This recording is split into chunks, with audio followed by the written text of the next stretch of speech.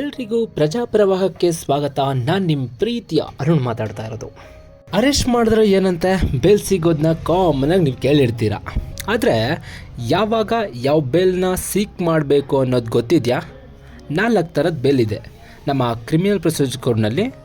Anticipatory bail, regular bail, interim bail, default bail. ಮೊದಲನೇದು anticipatory bail ಅಂತ ಅಂದರೆ pre arrest bale.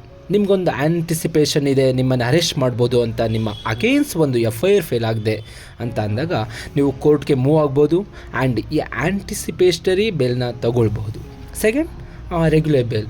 ಇದು ಒಬ್ಬ ವ್ಯಕ್ತಿನ ಕೋರ್ಟ್ ಜುಡಿಷಿಯಲ್ ಕಸ್ಟಡಿಗೆ ಕಳಿಸಿದ ನಂತರ ಸಿಗೋವಂಥ ಬೇಲ್. ಸೊ ಒಬ್ಬ ವ್ಯಕ್ತಿ ಜುಡಿಷಿಯಲ್ ಕಸ್ಟಡಿನಲ್ಲಿ ಇದ್ದಾನೆ ಅಂತ ಅಂದಾಗ ಅವಾಗ ಸೀಕ್ ಮಾಡಬೇಕಾಗಿರೋ ಈ regular bail. Third one, interim bail. ನೆನಪಿರಲಿ ಎಲ್ರಿಗೂ, ಇದೊಂದು ಕಂಡೀಷನಲ್ ಬೇಲ್. ನೀವು ಕೋರ್ಟ್ಗೆ ಒಂದು ಅಂಡರ್ಟೇಕಿಂಗ್ ಸೈನ್ ಮಾಡಿ ಕೊಡ್ತೀರಾ, ದಟ್ ಕೋರ್ಟ್ ಹಾಕುವಂತಹ ಅಷ್ಟೂ ಕಂಡೀಷನ್ನ ನಾನು ಒಬೇ ಮಾಡ್ತೀನಿ ಅಂತ. ಹಾಗಿದಾಗ ಕೋರ್ಟ್ ನಿಮಗೆ ಇಂಟರಿಮ್ ಪ್ರೊಟೆಕ್ಷನ್ ಆರ್ಡರ್ನ ಕೊಡುತ್ತೆ. Fourth one, default bale.